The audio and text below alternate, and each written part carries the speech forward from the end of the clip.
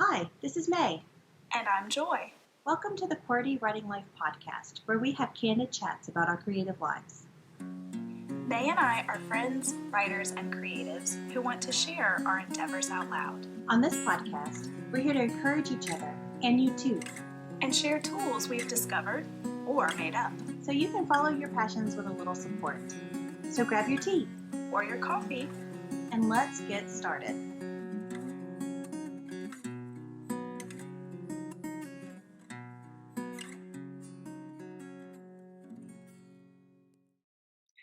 Hello everyone, it's another week.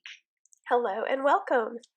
We are so excited to be here with you guys today, and one of our favorite topics that we like to talk about is how we are lifelong learners, and so we decided that we were going to chat with you guys about that tonight and how learning is for life. But before we do that, let's talk about our creative weeks. Joy, what did you do? Well, I have, in case you guys can't hear, I'm dealing with some allergy issues, so I feel very interesting here as I'm talking. I'm going to try not to talk too much. That's kind of had me down a little bit the last week, but the highlight of my creative week, I think, was today when I got to get together with a local author, Stacy Irick, and she is such a sweetheart, and we finally got to get together in person over a little lunch outside at one of our favorite local bookstores, the Book and the Bean, over in Mandeville, and we got to chat about all things writing and creative, and she is a singer, and so we talked music, we talked all sorts of things. We found out we have a lot in common. We both, of course she has a music background, but we both minored in Spanish in college. So we had that in common too, and our kids are the same ages. It's really funny.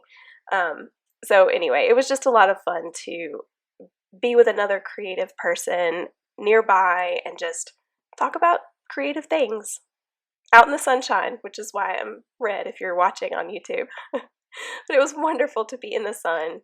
Oh man, it really does just like revive your soul when you get around another person who values creativity the same way that you do. It does. It so does. So what about you? What about your creative week? I kind of have an idea that it might have been pretty special. It has been pretty special. I've done a lot of things on the poetry book, and it's going to cut it really, really close for me to do like a soft launch in April. But before I give you a specific date, everyone, I just want to make sure that I can hit this first deadline. If I can hit the first deadline, I feel like everything's going to go really well. So after I hit the first deadline, guys, I promise I'll be giving you some specifics about it, but I'm a little nervous. It's my first time doing this kind of thing, so I'm hesitant to give some specifics right now. I don't want to jinx myself. I have confidence. Really, like you and Stacy had some good time together, and I actually had a really good conversation with Rachel Ritchie, who does not live here. We actually talked on Zoom or Skype or something, and so we had a really good. We talked about all of the stuff for the book, but then we just sat down and had like conversation too about so creative things and like spiritual things, and just it was nice to be with a friend for a moment. So shout out to Rachel too for sticking with me for a few hours while we chatted. Yay. Oh, she's the best. Yes, I love her so much. Oh, yay. But that's what we got, and so we're always doing, and we're always learning, and I think that that's probably how this topic came to be, is because I'm learning so many new things right now doing this publishing for the first time. So Joy popped in and she was like, maybe we should talk about being life learners, and I'm like, that actually resonates with me because I'm learning all new things and I'm old. So something that we thought would be interesting would be to look up quotes about learning and education and things like that, and just see which ones kind of resonated with us and what kind of message that they have that we've also experienced. Yeah, so we've got basically 4 things that really popped out to us about learning. And so we're going to kind of hit those 4 points and just chat a little bit about learning in our own lives. Yeah. So the first point that we noticed was that we are made for learning. Like that's something Hmm. that we're meant to do. So there's all of these different natural learning things that happen from the moment that we're born. We have to learn how to talk and crawl and walk and all of these things. And I know that that sounds a little bit elementary and fun, but it is. It's we have to learn that. That's not something that we're born with. And I think that that's pretty interesting. That why would we think that we stop learning at some point in our lives when that's how we began? Does Yeah, that make sense? that makes perfect sense. I am 100% on board with you with that. So this is an interesting quote that I found, and I'm going to potentially butcher the name of the person who said it, so I apologize in advance. But the quote is, "There is no end to education. It is not that you read a book, pass an examination, and finish with education. The whole of life, from the moment you are born to the moment you die, is a process of learning." And I Yeah. believe it is Jiddu Krishnamurti who said that. And it was so true. It's so true. I don't Mhm. know why at some point whenever I was younger, especially like a teenager, I was like, man, I'm gonna be glad whenever I can just stop all of this stuff. And maybe that's something to do with the way that we were learning, because we're in a formalized school system from the time that we're 5 to the time that we're 18. Or maybe it's just that teenage impulsiveness that we seem to have. I'm not quite sure yet, but I'm thankful as an adult that I've found and have a refreshed view of learning, Yeah, and that because it is so much fun now. Like it's a totally different animal, I think. it is. I totally agree with you on that. In that quote, I love the term process of learning because Hmm. it really is a process. And I remember the moment that I missed my English lit classes, it was, I think I had just had my second kid. And Hmm. I was sitting there and I was wanting to read more, and I was thinking, kind of very gently playing around with the idea of writing again at that point. And I I just found myself missing my lit classes, and I missed the conversation around story, and I missed like that kind of thing, and I missed learning and reading new things and all of this. And I think that that was the moment where I got excited about learning again. And Hmm. then I started homeschooling my kids. I mean, we started from the very beginning. We started in preschool with our oldest homeschooling. And I will tell you that learning these things, because obviously, as I'm teaching algebra that I haven't used since, high school, now I'm Since you were teaching in school. exactly. No, we're not going to tell our children that we haven't used this, but anyway, that's beside the point. Um, It's good for their character. Yes, exactly. Whatever. Anyway, so as I'm going through and, teaching them these things, I'm having to refresh my memory on, okay, how does this work? What do we do? What are the formulas? What's the process? Mhm. And as an adult, I remember distinctly with certain kinds of problems in the classroom when I was first learning it being so confused. And I Mhm. just never really got it. Like, I got it well enough to, like, Fake it. yeah, pretty much. But now, like, I understand it way better. Mhm. So it's kind of neat to see how, as we're older, things make more sense. I don't know. It's just really neat. So I loved the way that it said a process of learning. So Yes. even things that, you think you're done learning or you don't need to learn again, like algebra, it Mhm. really, you see it in a different way when you're older. And I also think that it helps your mind to be more um, malleable. Mhm. I think it helps your mind to be more open to learning new things, and it's just a great exercise. Yeah. And it's So, interesting that you use the word malleable because there was a time like in 2005 I finished my bachelor's degree, and then there was a break. I had a year break, and I started my master's degree program because I literally felt like my brain was like atrophying or just Yeah. becoming a big rock in my head. That 1 year break was really hard for me. I was like, Mm. is this what life is? Just like this repetition every day? Yeah. Because when you're in college, not every day is the same. And I loved my master's degree program. Like that was actually really fulfilling and is a bit more fulfilling than my bachelor's degree because it was something that I didn't have to do. Mm. There was something in that was really important to me too. And you'll Yeah. notice that we're not really saying particularly like creative learning, because we kind of feel like this belongs in all of the different categories, like your life, Yeah. your creativity, your professional, like all of these things. And so when we were even though we're talking about academic learning right now, this also applies to creative learning. Hmm. So whenever you start feeling stagnated and you feel like your brain is just becoming thick, you know, Yeah. is that a good way to describe It it? is. I like that. Then trying something new, maybe learning something new, and it doesn't have to be an actual formal education program. If it is that, that's cool too. But just trying to learn something new and just realizing and putting yourself in a learner's position instead of a Mm. master's position, Yeah, and it just keeps things fresh, I think. it does. I totally agree with that. So there's one more, and I love this quote, and this is from Mahatma Gandhi, and this kind of goes along with this first point. Live as if you were to die tomorrow, learn as if you were to live forever. I like Yeah, that. I do It's too. neat. It kind of makes me think like, don't rush it.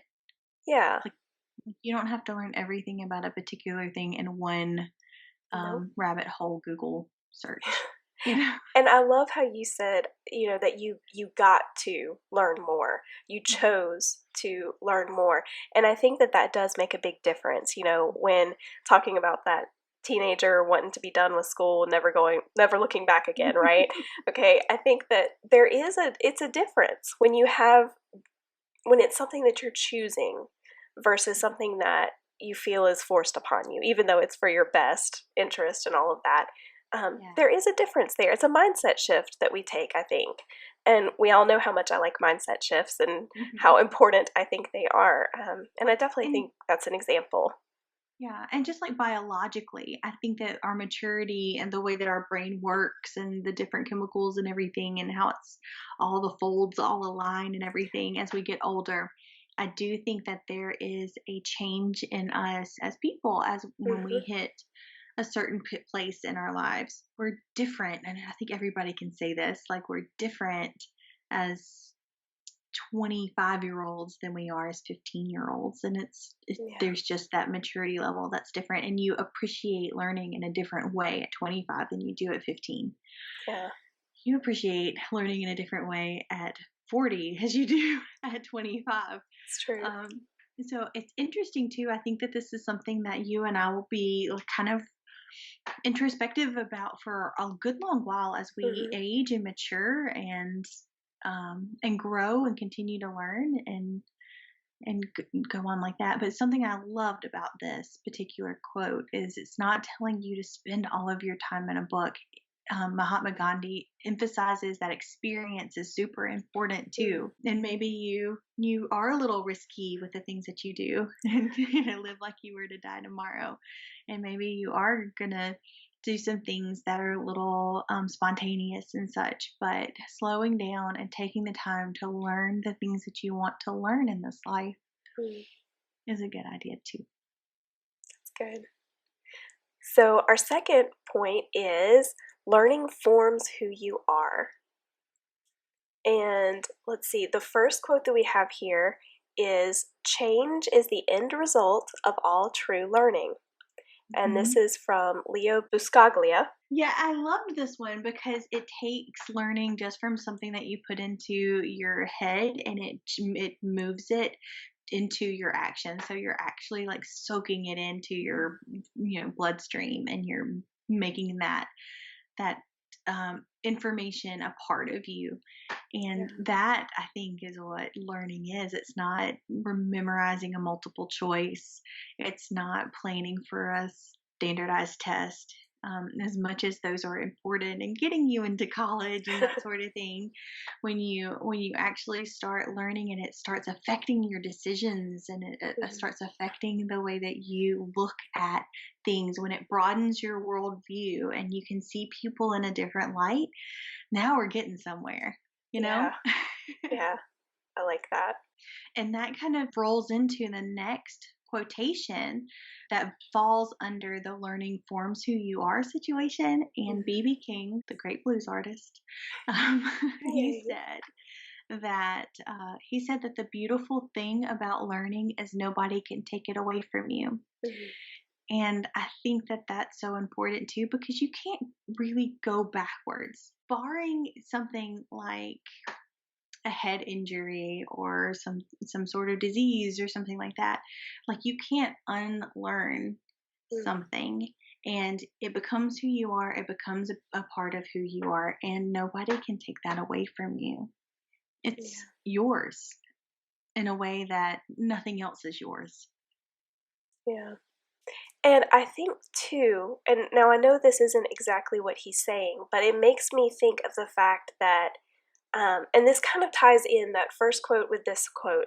Like you said, it's something that becomes part of your actions. It comes out from, you learn it and then it becomes part of what you do on a daily basis or Hmm. whatever. And it kind of helps you move forward in many different ways, not just intellectually, but in the ways that you interact with people around you, in the ways that you think about, your next steps in life, even. Um, Hmm.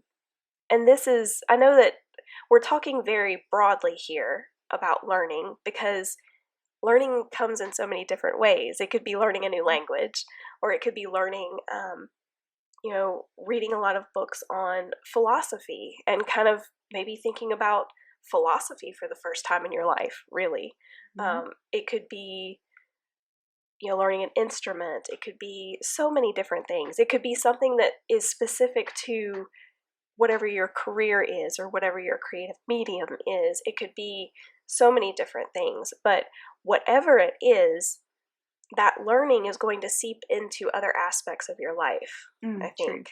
So, Yeah, and the more that I try to keep things compartmentalized, the more that I see that it's all one big bag, yeah.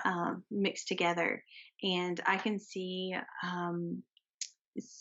when I got the new job, I permeated myself in leadership books Mm, and podcasts and things like that. Well, that affected how I parent. It affected how I make decisions at home. It mhm, affected some of the decisions that I was making on a creative level. So yes, absolutely. And there are things that I've learned creatively about structure and even the way that alcohol ink like mhm, moves together and what it's going to do and the learning on a creative level has also affected my personal life and how I handle things there.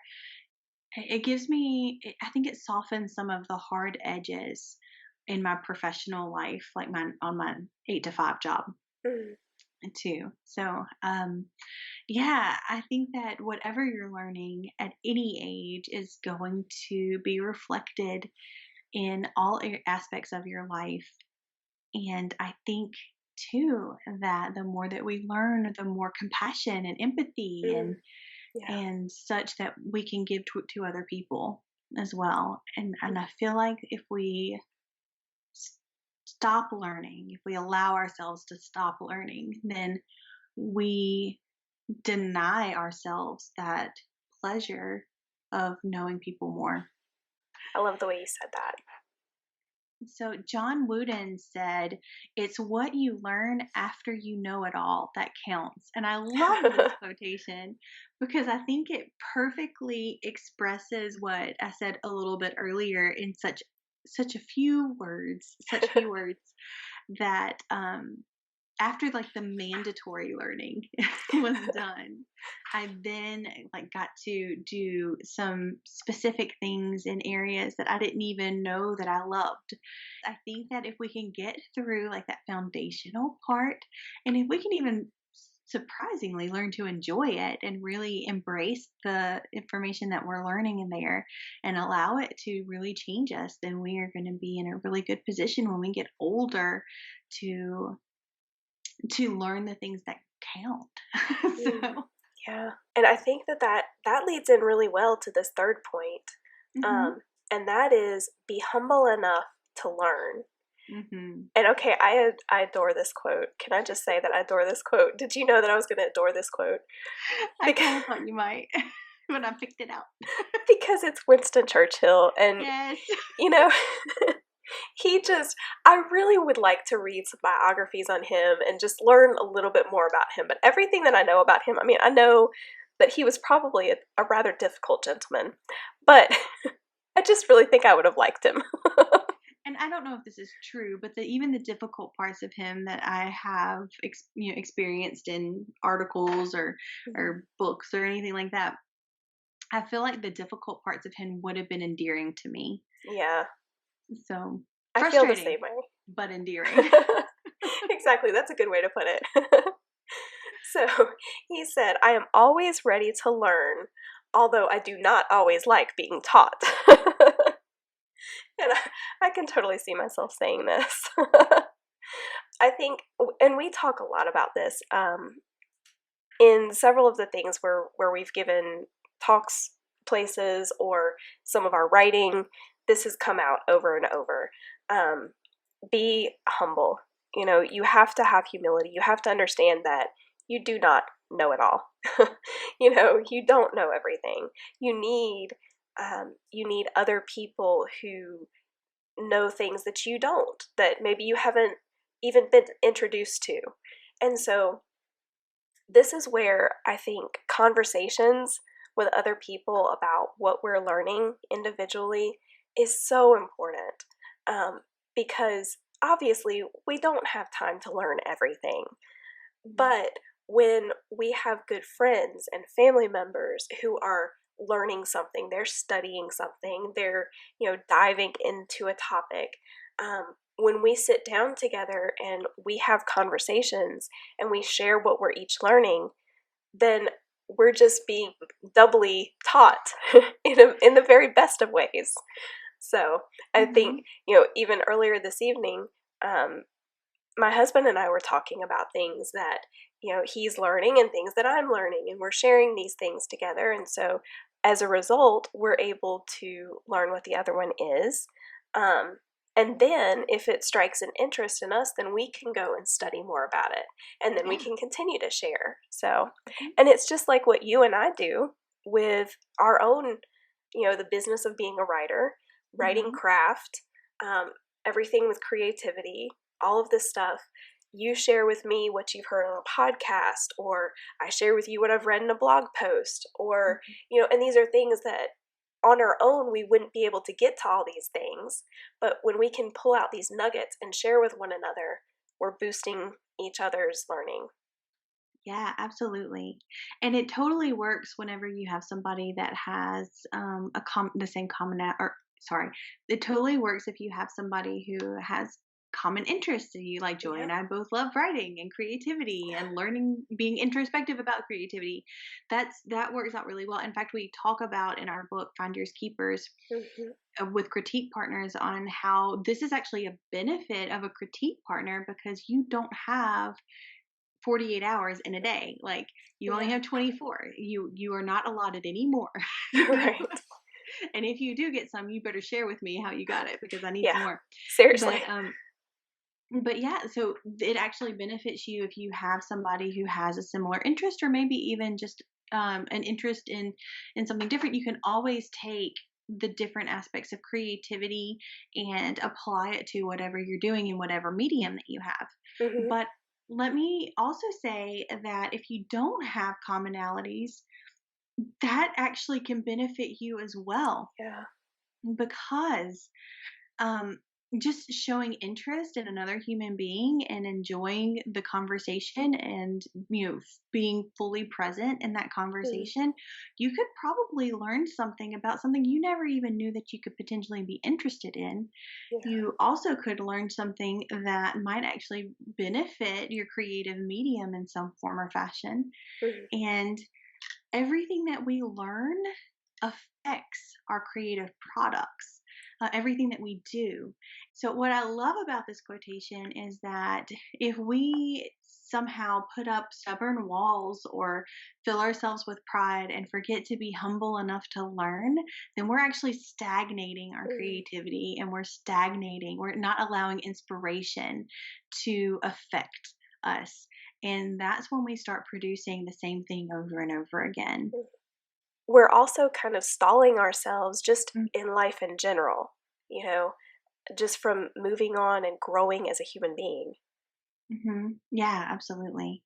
If you are in a routine and every day is looking the same and you're getting really sick of it, the way that you can pull yourself out of that funk Mm. is to allow yourself to see something new, to learn Yeah. something new, to ask somebody what they're learning about, to have a genuine conversation with somebody who doesn't seem to have any kind of commonalities as you, and just talk Mm. to them.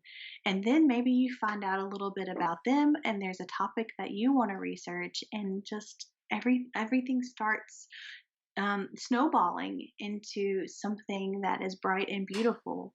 Mm. And that's what we call living. There you go. Oh, I love it. Which actually sort of brings us to our final point Mhm. here, is that um, you are the age that your brain is, basically. So Henry Ford actually has a quotation about being young, no matter your age, and it is this: anyone who stops learning is old, whether at 20 or 80. Anyone who keeps learning stays young. The greatest thing in life is to keep your brain young. Mm. And I love this because I have felt old in my 20s. Yeah. And it wasn't until I started learning again did I start living again. And I do. I feel rather young, and Yeah. on most days. Not all of them. I mean, when that weather when that weather front's coming in. And I completely agree. I have felt the same way. I mean, when I'm learning and growing in my mind, yeah, it's night and day difference between when I'm not. Yeah. And I think too that's when the stereotypes kind of set in. Even stereotypes that you don't even realize that you have, Mm. but the only way that you can realize that you have them is by learning. So there's this, you know, this marriage between self actualization and introspection and learning. And maybe that's why we love it so much, because we love introspection. It is a mental age instead of a physical age, and the way that you can stay young and spry is to exercise your brain through learning. Yeah. So go be young is the thing. I mean, it is like just, and this is so funny because if you play any games on your phone, you always get those ads and it's like, doctors want you to play this game so that your brain will be young. It's like spend 20 minutes a day playing our game and your brain will be, whatever. But there is some truth to that to some extent. Hmm. Maybe not things like Candy Crush. I don't know. But there is definitely truth to the fact that the more, it's just like physical. The more you exercise, the stronger you are, the more limber you are, the less prone you are to, pull something when you sneeze. Not saying that I've had experience with that. Maybe I have. But anyway, um, when you exercise your mind, it's another muscle in a lot of regards. So the more you exercise it, the stronger it is, and the more agile it is. So, yeah. And the younger it feels.